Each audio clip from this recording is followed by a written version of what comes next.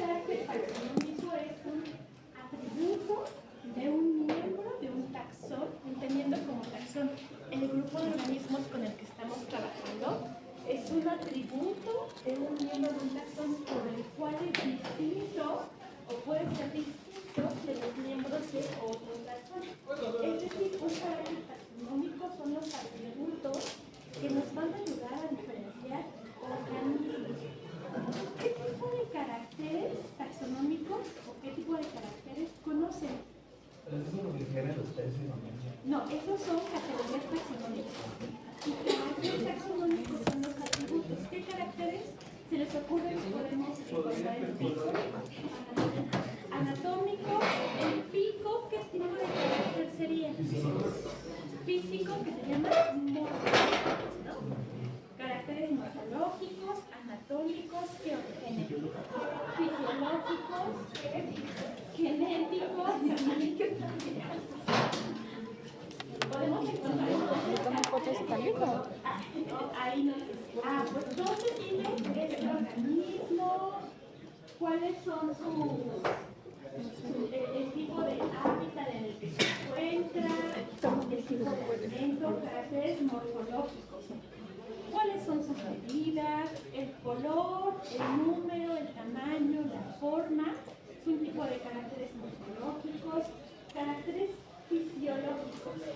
¿Cómo son los procesos metabólicos que le permiten alimentarse, respirar? Caracteres citológicos. ¿Cómo son las células que conforman ese organismo? Y moleculares, ¿no? ¿Qué diferencias hay en el ADN de un organismo a otro? Entonces, el universo del que podemos tomar caracteres de los organismos es muy grande. Como ven, los caracteres taxonómicos podemos tomar del organismo, directamente del organismo, por ejemplo, de su cuerpo, como es, de qué color es, cuánto mide. Podemos tomarlos de las relaciones que establece el organismo con su medio ambiente, por ejemplo, el ambiente en donde crece. O podemos también tomarlos de las relaciones que establece el organismo con otros organismos, de quién se alimenta. O si estamos pensando en parásitos, ¿cuál es el huésped? A veces hay especies que son muy específicas en cuanto al hospedero que utilizan para concretar sus ciclos de vida. Eso es un carácter taxonómico. Y dijimos, cualquier atributo de un organismo, tanto cualquier atributo, bueno, no es tan cierto. Para que una característica la podamos tomar como un carácter taxonómico, tiene que ser un atributo que sea propio de toda la población. Vamos a ver que puede haber variaciones que se llaman intraespecíficas, o pueden ser las variaciones con la edad, las variaciones por el sexo.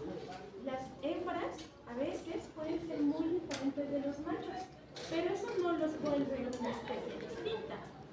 Entonces, para que algo sea catalogado como un carácter taxonómico, tiene que ser un atributo que sea propio de toda la población. Las aves, todas tienen pico.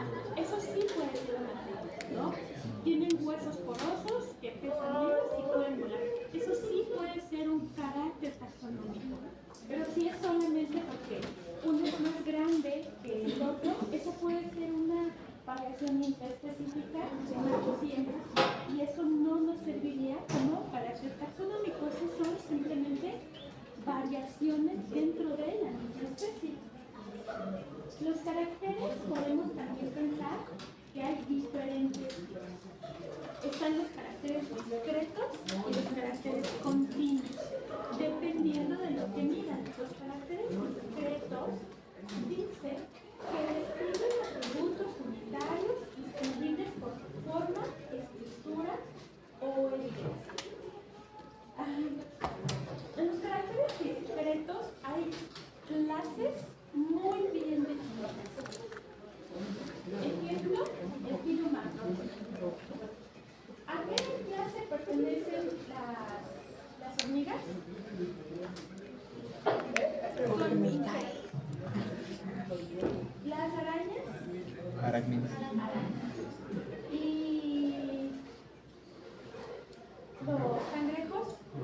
Crustáceo. Crustáceos. ¿Cuántas patas tienen los insectos?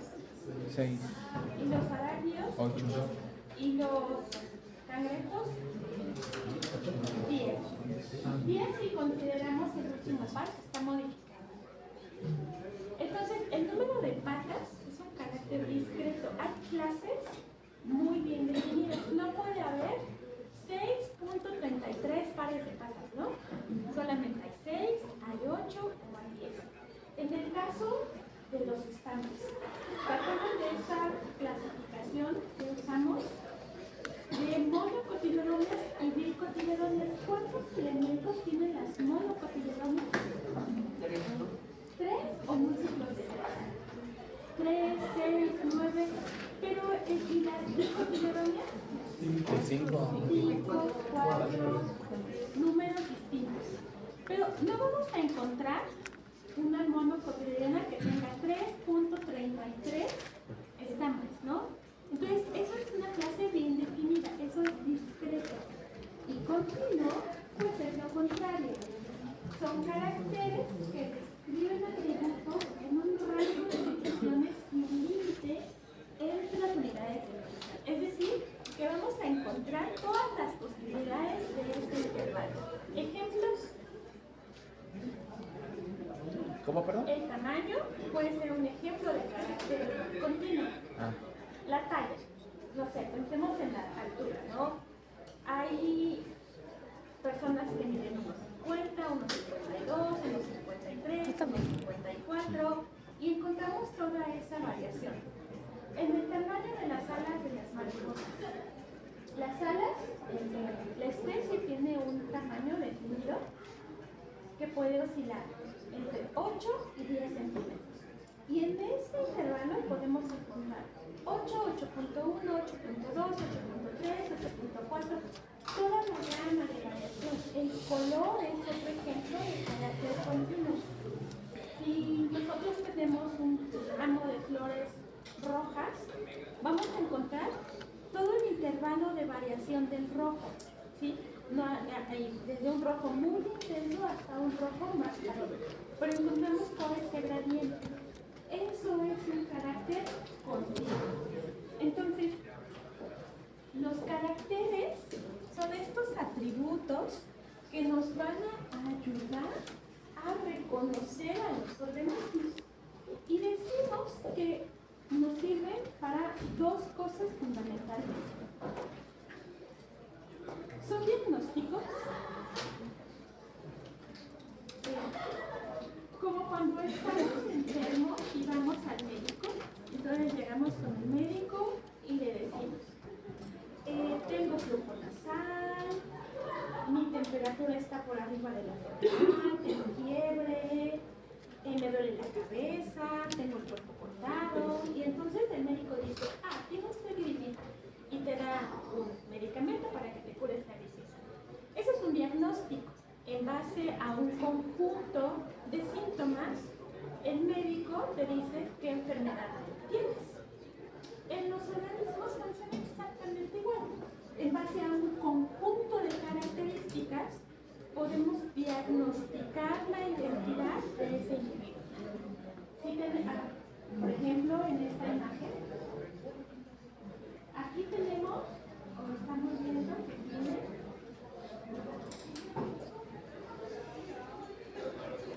1, 2, 3, 4, 5, 6. 1, 2, 3, 4, 5 y por acá hay otro pesadito, 6 pesaditos. ¿A qué grupo pertenece?